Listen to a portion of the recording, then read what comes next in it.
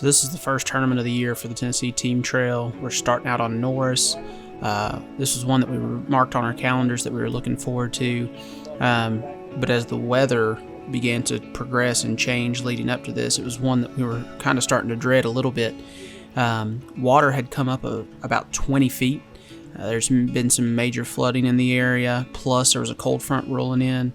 This day, first day of practice, temperatures were in the 40s starting out and dropping the whole time we were out there on the water. We had rain turning to snow coming in, and by noon it was just absolutely miserable out there. We cut it short probably about 1:30, 2 o'clock on that first day of practice. But you can see the water stained. We got on a half decent crankbait bite that was consistent, had some decent numbers and some decent quality, even able to duplicate that on the second day.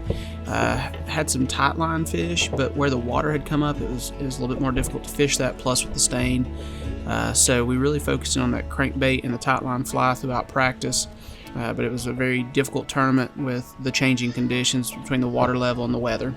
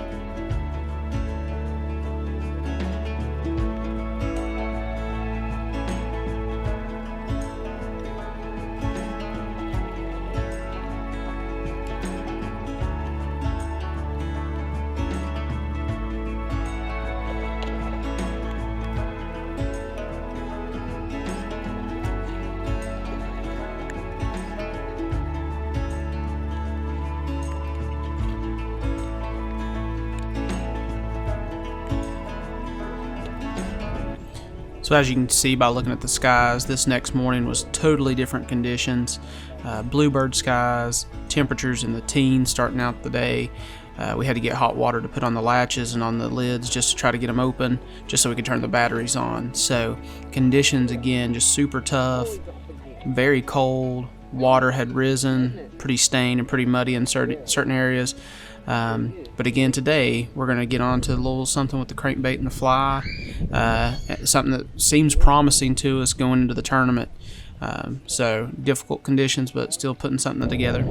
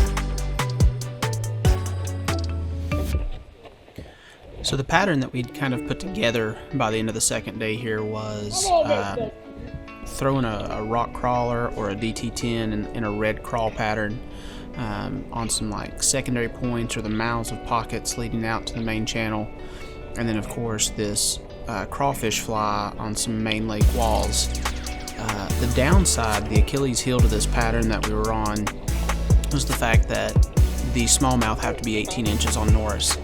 And we caught a few 18 inchers, and that kind of got us misled into thinking that this was going to be a sustainable pattern. We pulled into this marina on the end of the second day of practice here, caught us a couple spotted bass, saw some largemouth with that spot that we caught, but we were really kind of focusing in on and taking a gamble on the smallmouth for this tournament.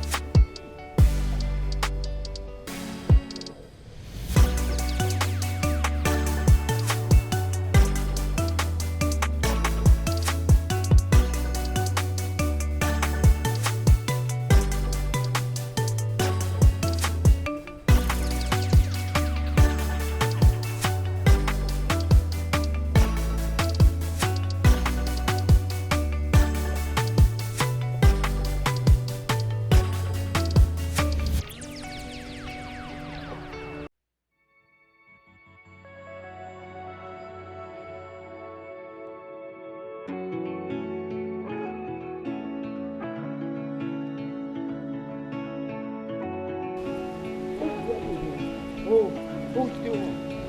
He's still on.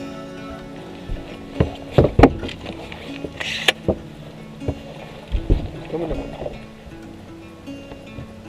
I'm gonna bring him up. This was an absolute heartbreaker here with the smallmouth early on tournament morning. We got into a little flurry on the crankbait. You can see here that we're going down the bank, but one thing that you're not going to be able to see is that we're watching the pan optics a lot, and there's a large amount of bait balls down along this bank. Anywhere these main lake walls kind of made a point, you'd find a large group of bait, and these smallmouth were just wolf packing through them. But it was heartbreaking to sit here and have to keep throwing these fish back. I think every single one of them was definitely over 15 inches long, but a couple of them were like 17 3/4. So that was a heartbreaker. But as the day went on, it just progressively got tougher and tougher.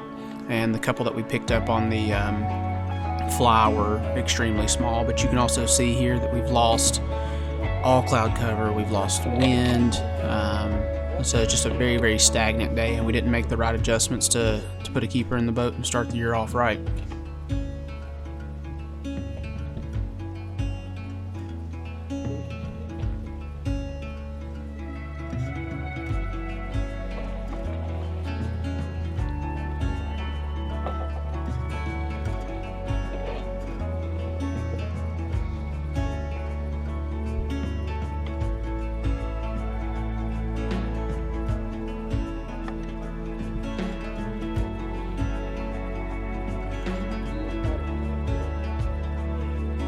So really sitting back, reflecting on this tournament, we're going to have to put some more time in on Norris to find better populations of largemouth. Spending just a couple days down here, not having a ton of experience on Norris. The smallmouth definitely for me, for Schneider in this case, were much easier to locate, to get to bite, but we're going to have to put some more time in to find better concentrations of largemouth for that 15-inch factor. The fact that you can weigh one of those in at 15 inches versus 18 inches on these smallmouth. So that's in the days to come and getting some more practice in the future.